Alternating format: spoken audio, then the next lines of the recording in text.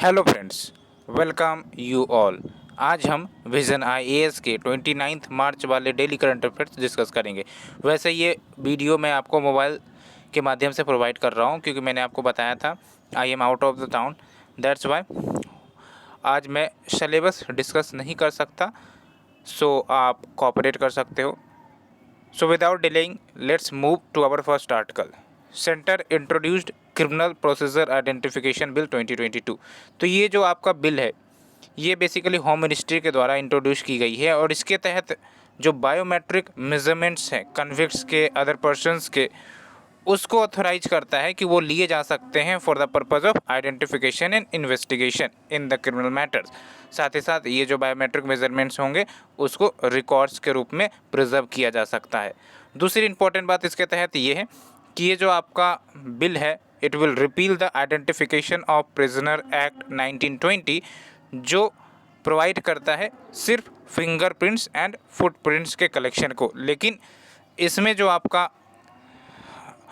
Criteria है उसको broaden की गई है, यानी कि इस बिल में अब आपका जो इरिस स्कैन है वो सब भी कलेक्ट किया जाएगा। ठीक है, तो अगर हम बात करें कि हाइलाइट्स क्या है इस बिल के, तो आप देख सकते हो लीगल सैंक्शन मिलेगी पुलिस को कि वो कलेक्ट कर सकते हैं physical as well as biological samples of the convicts as well as वो पर्सन जो एक्यूज्ड हैं क्राइम्स के लिए। एक्यूज्ड मतलब उन पर अभी चार्जेज श्योरिटी नहीं हुई है, कन्विक्ट मतलब उनको सज़ा मिल चुकी है, वो दोषी हैं। एक्यूज मतलब उन पर आरोप लगा हुआ है। तो ये दो डिफरेंशिएशन पता होनी चाहिए between the accused and the convicts.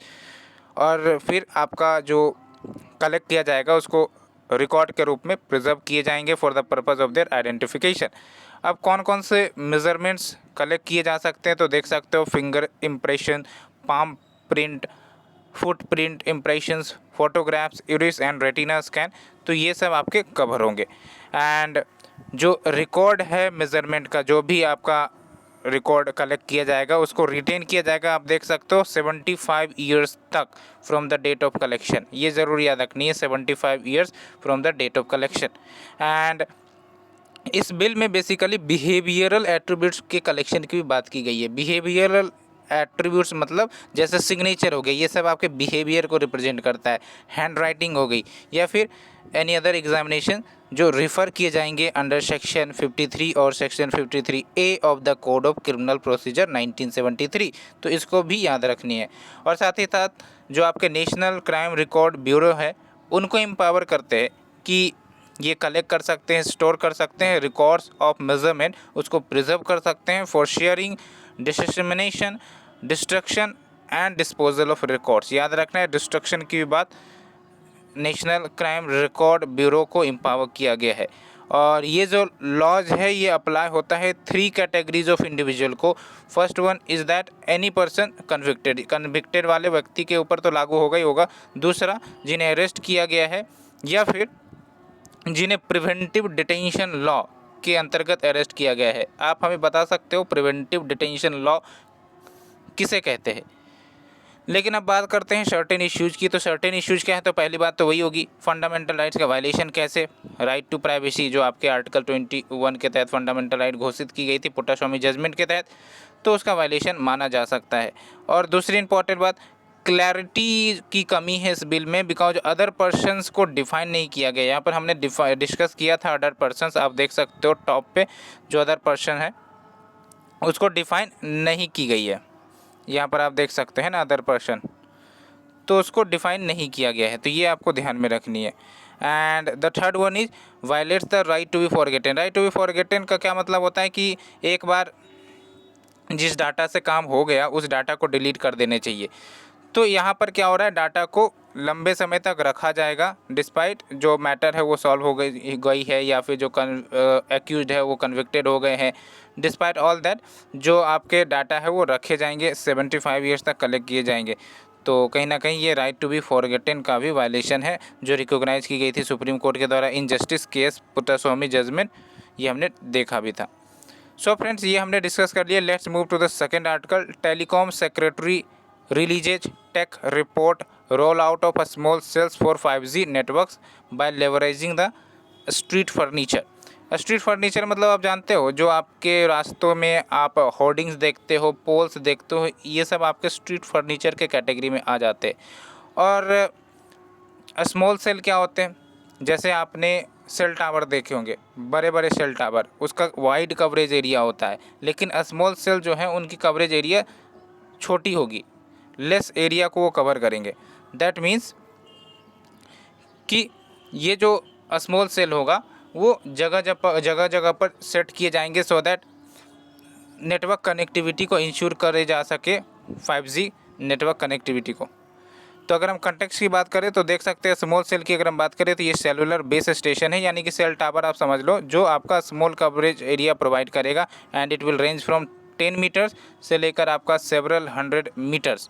जबकि जो आपके मैक्रो सेल टावर होते हैं उसका क्या रेंज होता है, तो सेवरल टेंस ऑफ किलोमीटर इनके रेंज होते हैं। अब लगाए कहाँ जाएंगे ये स्मॉल टावर्स, तो various types of street furniture, जैसे पोल्स में फिट कर दिए जाएंगे, एडवर्टाइजमेंट होर्डिंग से वहाँ फिक्स कर दिए जाएंगे, बस शेल्टर से वहाँ पर, या फिर टावर्स वहाँ पर फिट किए जा सकते हैं, which has been identified by the TRAI, telecom regulatory authority of India, which will be the suitable assets for deploying the small sales.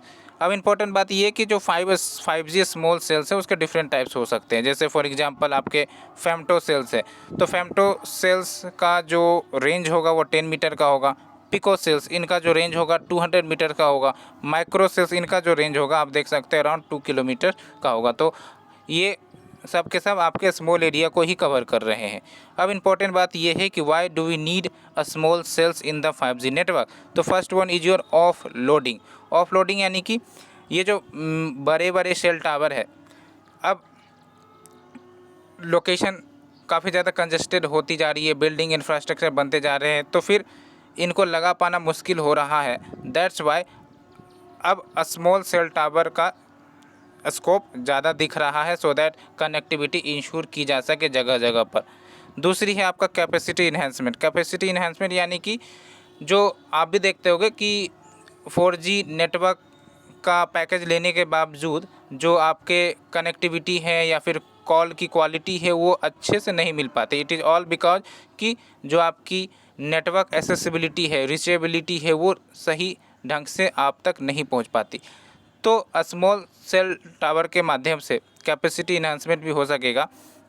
जो कैपेसिटी रिक्वायरमेंट्स है सर्टेन लोकेशन की, जहाँ पर कनेक्टिविटी सही से नहीं मिल पाती, तो वहाँ पर ये फुलफिल हो सकेगा।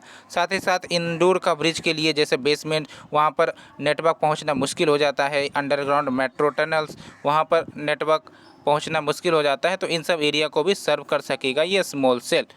लेकिन इश्यू क्या है, तो इश्यू पहली बात तो यही है कि there is no proper regulatory framework that will regulate the small cells. तो प्रॉपर रेगुलेटरी फ्रेमवर्क नहीं है जो स्मॉल सेल्स को रेगुलेट करेगा। Non uniform implementation of right of way rules by states and municipal body.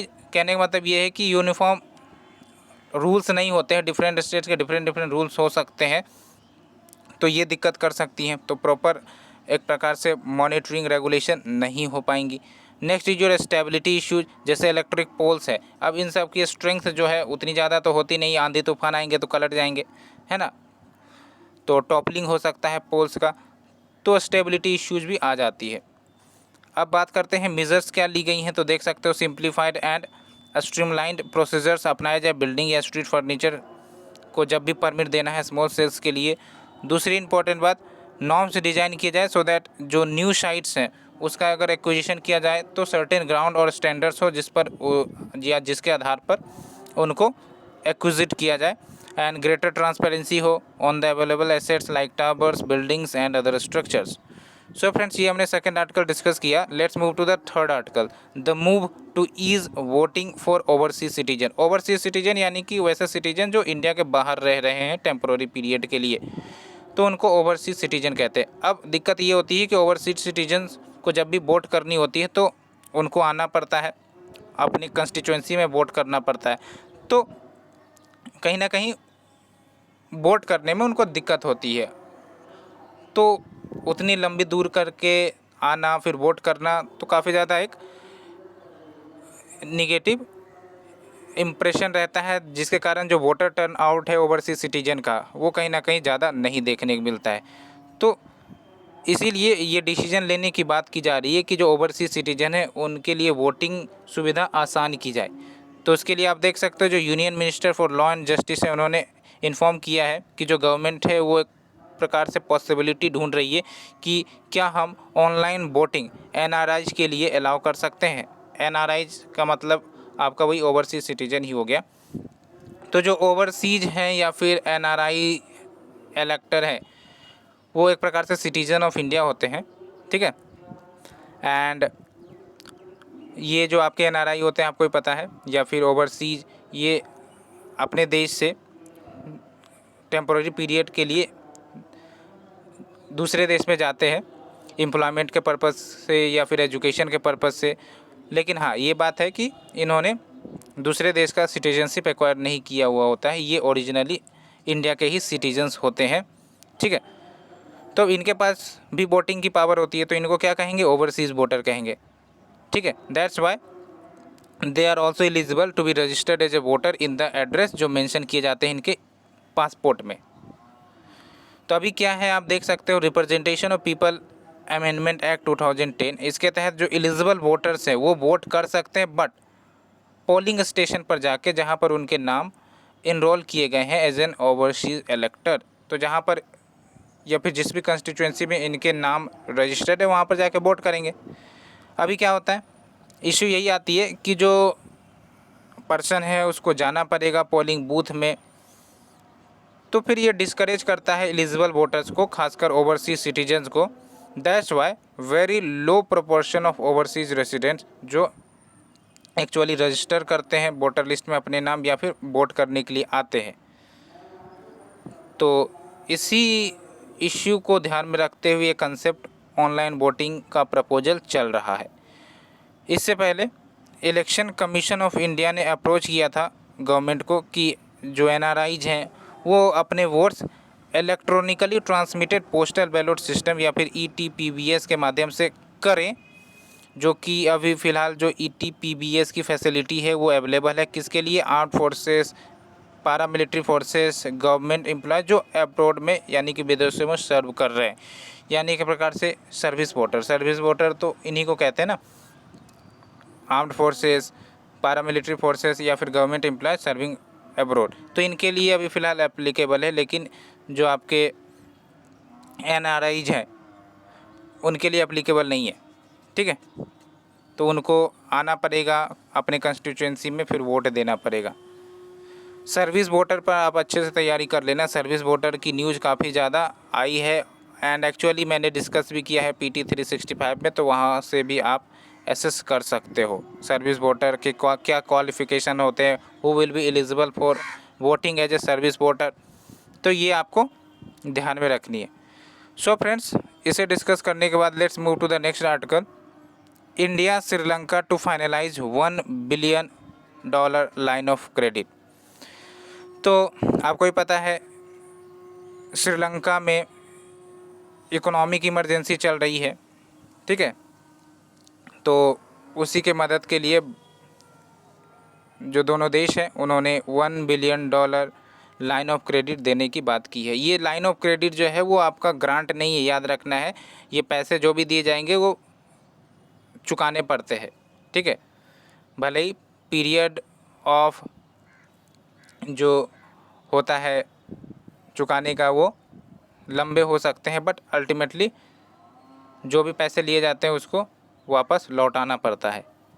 तो India ने $1 billion line of credit का announce किया है, श्रीलंका को दिया जाएगा as a part of its financial assistance, so that Sri Lanka को मदद की जा सके to deal with the economic crisis that is currently going on. और जो लाइन ऑफ क्रेडिट है इसका इस्तेमाल बेसिकली फ़ूड के इंपोर्ट के लिए, मेडिसिन्स या फिर अदर इसेंशियल आइटम्स जो इंडिया से किए जा सकते हैं उसके लिए इस्तेमाल हो सकता है। और वैसे ये जो एग्रीमेंट है ये साइन हुई थी state bank of India and government of Sri Lanka के बीच। एंड ये जो आपका $1 बिलियन लाइन ऑफ क्रेडिट देने की बात है, ये एक्चुअली जो 4 पिलर इकोनॉमिक कोऑपरेशन अरेंजमेंट हुआ था बिटवीन द टू दिसंबर 2021 में, उसी का पार्ट है। अब बात करते हैं श्रीलंकन क्राइसिस क्यों हुई है, why there is economic emergency. तो पहली बात तो जो फॉरेक्स रिजर्व है उसकी कमी हो गई श्रीलंका में। अब फॉरेक्स रिजर्व की कमी हो गई और अगर उन्हें जो भी मटेरियल से इंपोर्ट करना होता है तो वो इंपोर्ट नहीं कर पाएंगे, क्योंकि उनके पास फॉरेक्स रिजर्व है ही नहीं। फॉरेक्स रिजर्व है ही नहीं तो फिर कैसे वो प्रोडक्ट इंपोर्ट करेंगे। उनके लिए तो फॉरेन करेंसी चाहिए, चाहे वो डॉलर है या फिर अदर करेंसी हो। तो फॉरेक्स रिजर्व की शॉर्टेज हो गई है, दैट्स वाई इकोनॉमिक क्राइसिस चल रही है। और दूसरी इंपॉर्टेंट बात ये कि हैवली डिपेंडेंट है ये इंपोर्ट्स के ऊपर for essential goods like sugar को अगर एसेस करना है, फार्मास्यूटिकल्स, फ्यूल, पल्सेस या फिर सेरल सबको इम्पोर्ट आती यूज करना है तो फिर इनको इंपोर्ट करने की ज़रूरत होती है। तो हैवी डिपेंडेंस है इंपोर्ट पर। एक तो फॉरेक्स रिजर्व की कमी है और दूसरी इंपॉर्टेंट बात हैवी इंपोर्ट्स ये करते हैं। तो दोनों कंबाइंड इफेक्ट क्या देगा कि अल्टीमेटली जो इकोनॉमिक क्राइसिस है उभर जाएंगी। कोविड-19 पेंडेमिक इन्होंने कहीं ना कहीं टूरिज़्म सेक्टर को अफेक्ट किया, जिससे कारण इनकी जो रेवेन्यू है प्रभावित हुई है, फॉरेक्स रिजर्व जो है वो प्रभावित हुई है। अगर टूरिज़्म सेक्टर इनका मजबूत होता तो फॉरेक्स रिजर्व कहीं ना कहीं अच्छे खासे इनके पास अवेलेबल होते। और नेक्स्ट इज और केमिकल फर्टिलाइजर्स पर भी बैन किया गया था विद द ऑब्जेक्टिव कि 100% ऑर्गेनिक बनाने का टारगेट रखा गया था। तो इसका एक निगेटिव इम्पैक्ट भी इकोनॉमी पर पड़ा। ठीक है, तो इसीलिए कहा जाता है कि एब्रप्ट डिसीजन किसी को 100% बैन करने का एक बार सोच समझ के लेने की ज़रूरत होती है, क्योंकि इसका निगेटिव इम्पैक्ट क्या होगा ये नहीं समझा जाता तुरंत। इसका इम्पैक्ट लंबे समय में पता चलता है कि क्या होने वाला है। सो अगर हम बात करें इम्पैक्ट ऑफ इंडिया की, इंडिया पर क्या इम्पैक्ट पड़ेगा, तो पहली बात तो जो कोलंबो पोर्ट ऑपरेशंस है, कोलंबो पोर्ट है बेसिकली श्रीलंका में, तो इसका डिसरप्शन देखने को मिल सकता है। तो India may be vulnerable to an increase in cost and congestion issue. Next is your China का भी प्रेजेंस बढ़ रहा है, बिकॉज चाइना भी मदद के लिए आगे बढ़ा रहा है अपना हाथ टू द श्रीलंका। तो ये बात भी है। एंड नेक्स्ट इज योर बहुत सारे कर्ब्स एंड रेस्ट्रिक्शंस लगाए गए हैं export trading and foreign contracts के ऊपर, तो इसका नेगेटिव इम्प्लीकेशन इंडिया के एक्सपोर्ट्स के लिए हो सकता है। And next is your refugee बढ़ सकते हैं। अब वहाँ पर इकोनॉमिक क्राइसिस होगा तो जाहिर सी बात है वहाँ से लोग मूव करके इंडिया में आ सकते हैं, तो रिफ्यूजी क्राइसिस बढ़ सकती है। अब मेजर्स क्या ली गई हैं टू कंट्रोल द क्राइसिस, तो पहली बात तो जो लग्जरी व्हीकल्स है, केमिकल फर्टिलाइजर्स है, food item like the turmeric, इन सब के इंपोर्ट पर बैन लगाया गया है। बिकॉज जितना ज़्यादा इंपोर्ट करेंगे उतनी ज़्यादा हमें फॉरेक्स रिजर्व या फिर फॉरेन करेंसी की ज़रूरत पड़ेगी, तो उतना ज़्यादा इकोनॉमिक क्राइसिस बढ़ेगी। ठीक है, इसीलिए इन सब लग्जरी आइटम्स पर बैन लगाया गया है इंपोर्ट के लिए। जो इसेंशियल आइटम्स होंगे उनका इंपोर्ट किया जा सकता है। And along with other steps क्या है तो देख सकते हो, restrictions on forward contracts of foreign exchange, remittance inflow को बढ़ाने का प्रयास किया जा रहा है, सो दैट रेमिटेंस अगर आएंगे तो एक प्रकार से फॉरेक्स रिजर्व बढ़ सकता है, क्योंकि बाहर से पैसे आ रहे हैं तो आएंगे तो जाहिर सी बात है इट विल बी बेनिफिशियल। जाएंगे तो फिर एक ख़राब बात है, लेकिन आएंगे तो अच्छी बात है। एंड इन्वेस्टर के कॉन्फिडेंस को बूस्ट करने के लिए गवर्नमेंट जो है सर्टेन स्पेशल प्रोविजंस लेकर आ रही है for the special deposit accounts, ये सब कुछ बातें। So friends, let's move to the last article, the Delhi municipal corporation amendment bill 2022 जो लोकसभा में इंट्रोड्यूस की गई है। तो देख सकते हो ये जो बिल है आपका, ये जो 3 म्यूनिसिपल कॉरपोरेशन दिल्ली में है, जैसे आपका MCD south, MCD north and your east, तो इन सब को मर्ज करके एक कर दिया जाएगा, एक प्रकार से सेंट्रलाइज किया जाएगा इसे, है ना। तो इसके लिए जो दिल्ली म्यूनिसिपल कॉरपोरेशन एक्ट 1957 है, इसको अमेंड किया जाएगा, सो दैट जो अर्लियर 2021 के अमेंडमेंट है इस एक्ट में, बिकॉज 2011 में अमेंडमेंट की गई थी इस एक्ट में, और इसके तहत एमसीडी को 3 हिस्सों में बांटा गया था, municipal corporation of north, municipal corporation of south, municipal corporation of east Delhi. तो इस अमेंडमेंट को एक प्रकार से अंडो करने वाला है ये, यानी कि पहले आपका एक ही था, फिर ट्राइफ्यूरिकेट किया गया, फिर अब फिर से एक किया जा रहा है। तो क्या ज़रूरत है इस बिल की, तो देख सकते हो पहली बात तो ये कि तीनों म्यूनिसिपल कॉरपोरेशन को सिंगल में इंटीग्रेट किया जाएगा, तो more efficient delivery civil services के हो सकेंगे। सिविल सर्विसेज यानी कि जो कॉमन सर्विसेज प्रोवाइड की जाती है एमसीडी के द्वारा। साथ ही साथ रोबस्ट मैकेनिज्म इंश्योर हो सकेगा for optimal utilisation of the resources, है ना। अदरवाइज कभी कभी आप भी देखते रहते होगे कॉन्फ्लिक्ट रहता है कि इसको ज़्यादा फंड मिल गई, उसको ज़्यादा फंड मिल गई, उसको कम फंड मिला, तो ऐसा मैटर नहीं रहेगा। तो रोबस्ट मैकेनिज्म हो सकेगा for optimal utilisation of the resources and greater transparency, improved governance, ये सब भी देखने को मिलेगी। साथ ही साथ जो गैप है in the resources available to the 3 corporations with respect to their obligation, वो भी रिड्यूस हो सकेगी। तो जो पहले तीनों के डिफरेंट ऑब्लिगेशंस होते थे, डिफरेंट रिसोर्सेज एलोकेशन होता था, अब क्या होगा, एक इंस्टीट्यूशन रहेगा तो रिसोर्सेज भी आपका यूनिफॉर्म अवेलेबल होंगे। तो ये जो गैप है रिसोर्सेज वर्सेस ऑब्लिगेशन का, वो कम हो सकेगा। की हाईलाइट क्या है, तो देख सकते हो जो नंबर ऑफ़ सीट्स हैं एमसीडी हाउस में, वो आपका 250 रखा जाएगा। साथ ही साथ जो डायरेक्टर ऑफ लोकल बॉडीज के प्रोविजंस है उसको हटाने का बात की गई है। साथ ही साथ इट अलाउज द सेंटर की वो स्पेशल ऑफिसर अपॉइंट कर सकते हैं until first meeting of unified MCD. And जो म्यूनिसिपल कॉर्पोरेशन है, यहाँ पर आपको याद रखनी है, बिकॉज यहाँ से क्वेश्चन बन सकते हैं। जो म्यूनिसिपल कॉर्पोरेशंस होते हैं वो इस्टेब्लिश किए जाते हैं स्टेट्स में एक्ट के माध्यम से। याद रखना है, ये कॉन्स्टिट्यूशनल नहीं है, कॉन्स्टिट्यूशनल बॉडी नहीं है कि कॉन्स्टिट्यूशन में म्यूनिसिपल कॉर्पोरेशन को इस्टेब्लिश कर दिया गया है। ये आपका एक्ट स्टेट लेकर आएगा, तब आपके म्यूनिसिपल कॉर्पोरेशन कंस्टिट्यूट होंगे। जैसे यहाँ पर आप देख सकते हो, यहाँ पर क्या है, दिल्ली म्यूनिसिपल कॉर्पोरेशन एक्ट है, दैट्स वाई आपका दिल्ली एमसीडी बना है। तो ये जरूर याद रखनी है। तो municipal corporation as establish in the state by acts of the concerned state legislature and the union territories, किसके द्वारा, by the act of parliament of India. UTs के लिए तो बेसिकली पार्लियामेंट के तरफ से ही आएगा ना, स्टेट के लिए बेसिकली स्टेट लेजिस्लेचर लेकर आएगा। एंड जो 74th अमेंडमेंट एक्ट है 1992, इसने पार्ट 9A इंसर्ट किया था संविधान में, जिसके बाद से आपका जो म्यूनिसिपलिटीज है, नगर पालिकाज है, इन सबको कॉन्स्टिट्यूशनल सपोर्ट मिला था एंड सर्टेन मैंडेटरी प्रोविजंस किए गए थे इस अमेंडमेंट के माध्यम से। आप हमें बताओ part 9B deals with what. तो होप फ्रेंड्स आपको ये जो 6 आर्टिकल्स है क्लियर हो गई होंगी। टाइम भी बड़ा कम लगा है, आई थिंक कि 22 मिनट्स। तो 22 मिनट्स में आपके ये 6 आर्टिकल्स प्रॉपर्ली डिस्कस हो गए हैं। सो फ्रेंड्स आज के लिए इतना ही। होप आपको ये वीडियो अच्छी लगी हो। अगर अच्छी लग रही है तो प्लीज़ लाइक शेयर कमेंट जरूर कर सकते हो। Thank you friend, thank you very much for the discussion.